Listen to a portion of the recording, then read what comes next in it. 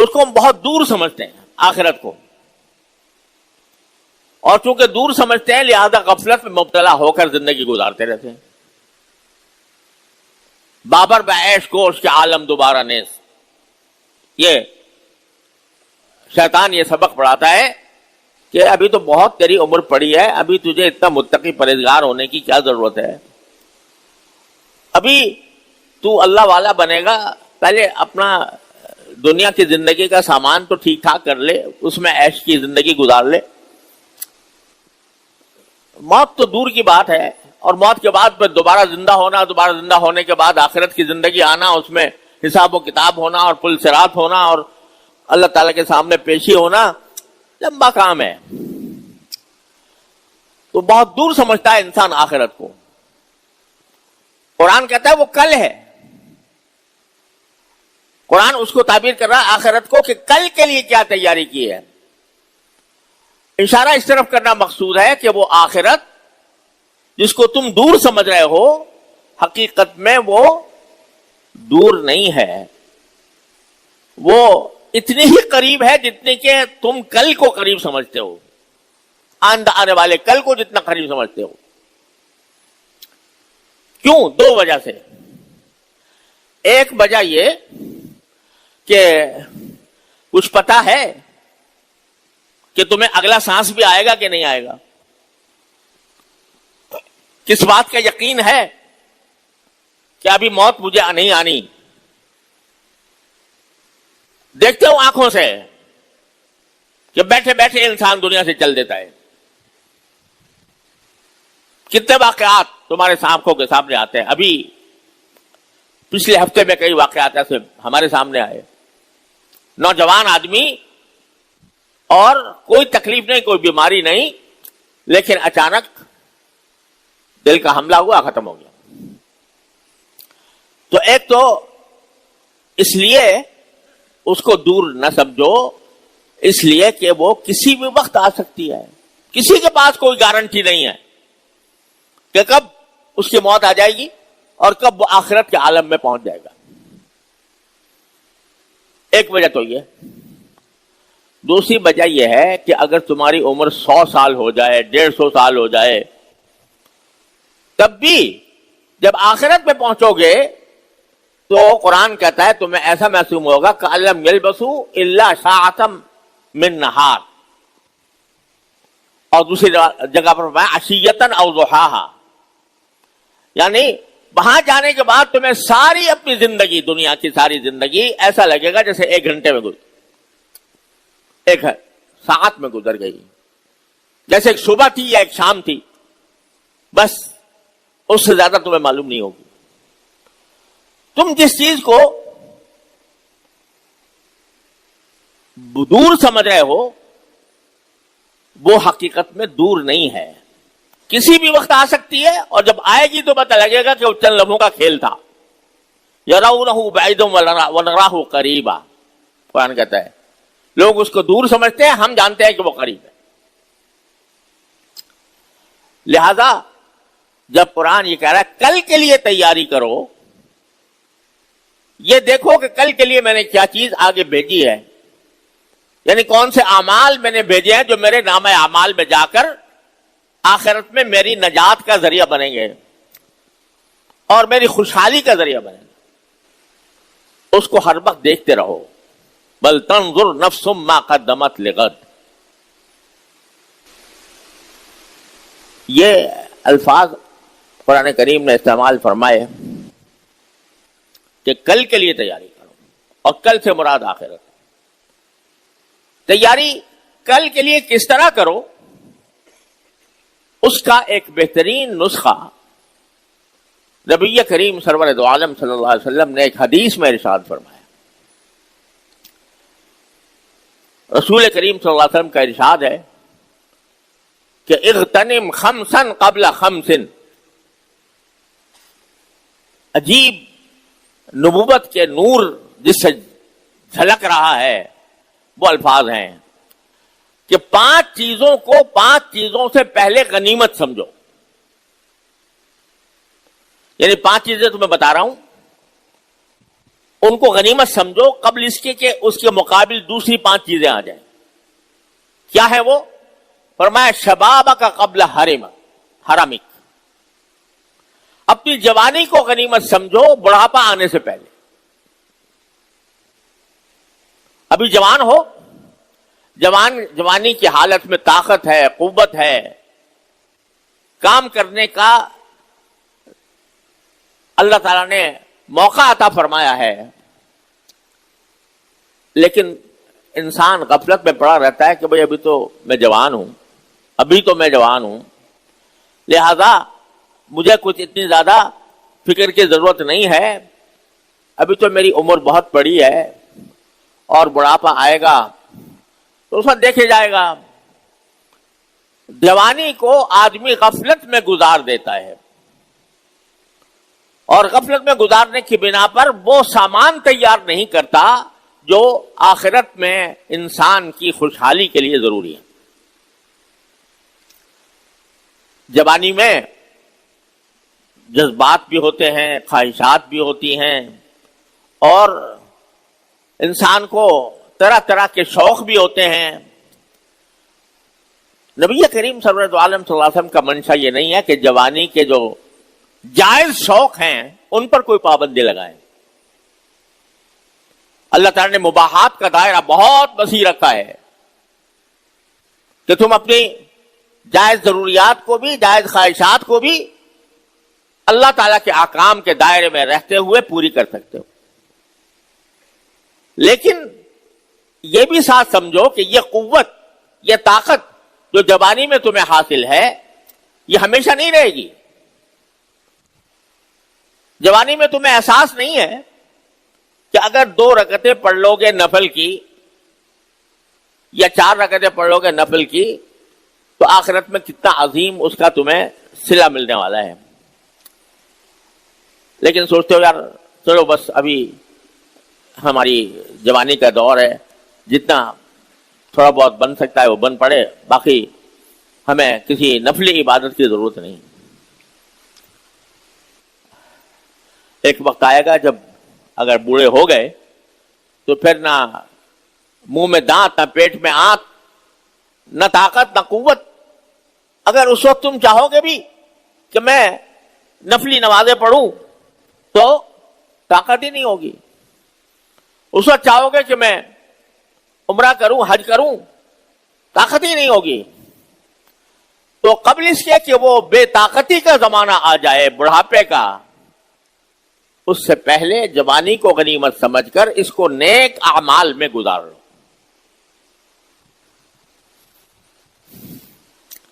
اگر نماز کے پابند نہیں ہو، نماز کے پابند ہو جاؤ. اگر جماعت کے پابند نہیں ہو، جماعت کے پابند ہو جاؤ.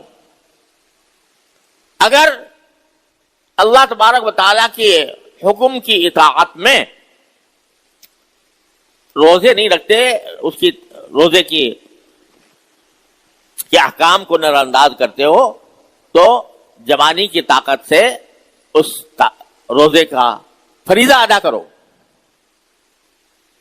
زکوٰۃ فرض ہے تو زکوٰۃ ابھی ادا کر دو قبل اس کے کہ بڑھاپے کا وقت آ جائے، اور جب اس وقت فکر ہو کہ میں دنیا سے جانے والا ہوں، میرے ذمہ اتنی زکوٰۃ واجب ہے، اس کا حساب کیسے لگاؤں اور کس طرح دوں.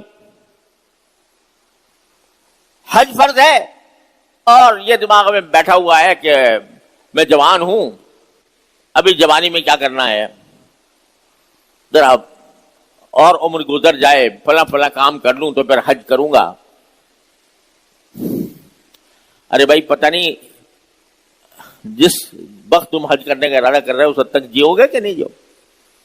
اور اگر جی بھی لیے تو بڑھاپے میں جا کر جو ہے وہ حج کی مشقتیں جوانی میں آدمی آرام سے جھیل جاتا ہے، لیکن بڑھاپے میں وہ مشقتیں اٹھانا مشکل ہو جاتا ہے. تو رسول کریم صلی اللہ علیہ وسلم فرما رہے ہیں کہ جوانی کو غنیمت سمجھو بڑھاپے سے پہلے. جب بڑھاپا آ جائے گا تو اگر اللہ تعالی کی عبادت کرنا بھی چاہو گے تو تمہارے اندر طاقت نہیں ہوگی. اس وقت اللہ نے تمہیں طاقت دے رکھی ہے، اس طاقت کو استعمال کرو، اللہ تعالیٰ کی اطاعت میں استعمال کرو. جتنے نیک کام ہیں ان نیک کاموں کے اندر اپنی جوانی کی طاقت کو استعمال کرو، خود بھی عمل کرنے میں، دوسروں کو عمل کرانے میں، دوسروں کو دین کی دعوت دینے میں، اس میں استعمال کرو. اپنے اوقات کو اس مصرف پر لگاؤ، اور ایسا لگاؤ گے تو یہ ہے تیاری جس کو قرآن کہہ رہا ہے کہ تم نے کل کے لیے آگے کیا بھیجا. تو ایک تو یہ فرمایا کہ جوانی کی کو غنیمت سمجھو بڑھاپے سے پہلے. دوسرا فرمایا بصحت قبل سقمک، اپنے صحت کو غنیمت سمجھو بیماری سے پہلے.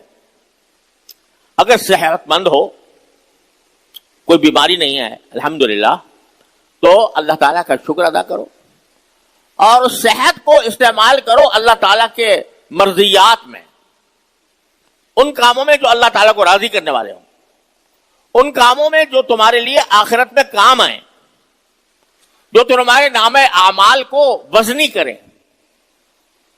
اور جس کے نتیجے میں اللہ تبارک و تعالیٰ تمہیں جنت الفردوس تک پہنچائے. صحت کو اس کام میں استعمال کرو قبل اس کے کہ بیماری آ جائے. قبل السقم، بیماری آ گئی تو آدمی اگر کچھ عمل کرنا بھی چاہے بیماری کے اندر تو کرنے سے معذور ہو جائے گا، نہیں کر سکے گا. اور فرمایا اس کے بعد کہ غنا کا قبل فقرک، آج اگر تمہارے پاس کچھ مال دولت ہے اس کو غنیمت سمجھو قبل اس کے کہ تم محتاجی کا شکار بن جاؤ. آج اللہ تعالی نے پیسہ دیا ہوا ہے اور اطمینان کی زندگی گزر رہی ہے، کسی کے سامنے ہاتھ پھیلانے کی الحمدللہ حاجت نہیں. تو اس کیفیت کو غنیمت سمجھو قبل اس کے کہ اچانک کوئی ایسی حالت آ جائے کہ جس میں دولت ہاتھ سے نکل جائے. ابھی دولت ہے یا پیسہ ہے، اس پیسے کو اللہ کی رضا کے مطابق صحیح مصرف میں استعمال کر لو. جو حقوق اللہ تعالیٰ نے تمہاری دولت کے اوپر عائد کیے ہیں، تمہارے اپنے نفس کا، تمہاری بیوی بچوں کا، تمہارے اہل و عیال کا، وہ حق ادا کرو، اور ساتھ ساتھ اس کو اللہ تعالیٰ نے مال کے اندر ان لوگوں کا بھی حق رکھا ہے جن کے پاس وہ دولت نہیں ہے. وفی اموالہم حق معلوم للسائل والمحروم، مسلمانوں کے مال میں حق ہوتا ہے. یہ تمہارا احسان نہیں ہے اگر کسی غریب آدمی کی مدد کر رہے ہو، تمہارا احسان نہیں ہے، اس کا حق ہے تمہارے مال کے اندر. وفی اموالہم حق للسائل والمحروم، مومنوں کے مال میں حق ہوتا ہے حاجت مند لوگوں کا. تو جب پیسہ ہے تو پیسہ اپنے ذمے جو حقوق ہیں اللہ تعالی نے عائد فرمائے ہیں ان حقوق کو ادا کرنے میں صرف کرو. ایسا نہ کرو کہ پیسہ دیا ہے اللہ میاں نے تو اس کو گلچھرے اڑانے میں صرف کر دو، اس میں عیاشی میں صرف کر دو. آپ نے دیکھا ہوگا کہ دنیا کے امیر ترین لوگ، بڑا پیسہ تھا، ایک ڈوبا ہوا جہاز دیکھنے کے لیے سفر کرنا شروع کر دیا، کروڑوں اربوں اس میں خرچ کر دیے، اب پھر وہاں تک پہنچ بھی نہیں سکے، انتقال ہو وہیں مر گئے.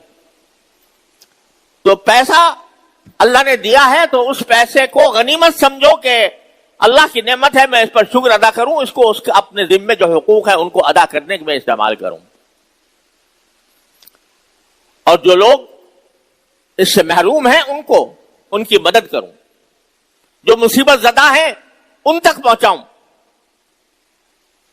آج فلسطین کے مسلمان جس ثابت قدمی کے ساتھ بھوک کا، فقر و فاقے کا مقابلہ کر رہے ہیں، اللہ کی خاطر کر رہے ہیں، تو ہم عیاشی کرتے رہے اپنے پیسوں سے، اور ہمارے مسلمان بھائی بہنیں اور بچے وہ کفار کے ہاتھوں شہید بھی ہوتے رہے اور ان کو بھوک اور پیاس اور امراض کا نشانہ بنایا جاتا رہے اور ہم اپنی عیاشی کرتے رہے. تو غنا کا قبل فقرک، اپنی دولت کو، اپنے پیسے کو غنیمت سمجھو محتاجی آنے سے پہلے، کہ اس کو صحیح مصرف میں استعمال کر لو. وہ فراغ کا قبل شغلک، چوتھی چیز فرمائی کہ اپنے فارغ ہونے کو غنیمت سمجھو مشغول ہونے سے پہلے. اگر تمہارے پاس کچھ وقت فارغ ہے، یعنی تمہاری ضروریات جو زندگی کی ہیں اس سے فارغ ہے، فرض کرو تم تاجر ہو، تجارت کرنے سے فارغ ہے، تم کسان ہو تو زراعت کاشتکاری سے فارغ ہے، تم ملازم ہو تو ملازمت سے کچھ وقت گزارنے کے بعد وہ وقت تمہارے پاس فارغ ہے، اس فراغت کو غنیمت سمجھو. کیا غنیمت سمجھو؟ کہ اس فراغت کو بیکار کاموں میں استعمال کرنے کے بجائے اس کو اس کام میں استعمال کرو جو تمہیں آخرت میں فائدہ دے. ما قدمت لغد، جو کل آنے والے کل یعنی آخرت میں فائدہ دے. عجیب نبوی حکمت ہے. انسان جو غفلت کا شکار ہوتا ہے وہ انہی چیزوں سے ہوتا ہے کہ جوان ہے تو معلوم ہوتا ہے کہ بس ہے کہ جوان رہوں گا، ابھی کیا عمر پڑی ہے. صحت ہے تو بس غافل ہے اس واسطے کہ کبھی بیماری بھی آ سکتی ہے. پیسہ ہے تو غافل ہے اس واسطے کہ کبھی محتاجی بھی آ سکتی ہے. ایسے ایسے دنیا کے اندر مثالیں موجود ہیں، ہماری آنکھوں نے بھی دیکھی ہیں کہ پیسے کی فراوانی ہے، دنیا رش کرتی ہے کہ اس کے پاس اتنا پیسہ ہے، لیکن جب اس کو غلط استعمال کیا تو اللہ بچائے وہ بڑے بڑے رئیس، بڑے بڑے دولت مند اور سرمایہ دار جن پر کی دولت پر لوگ رش کرتے تھے، وہ ایسے ٹکڑوں کے محتاج ہو گئے. تو اس وقت کے آنے سے پہلے تم اس کو غنیمت سمجھ کر اس کو استعمال کر لو. اور فارغ ہونا، فراغت کا وقت، اس کو غنیمت سمجھو مشغول ہونے سے پہلے. جو نئے نئے نوجوان ہیں ان کو اندازہ نہیں ہے کہ مشغولیت کیا چیز ہوتی ہے اور فراغت کیا چیز ہوتی ہے. ہم بوڑھوں سے پوچھو کہ اب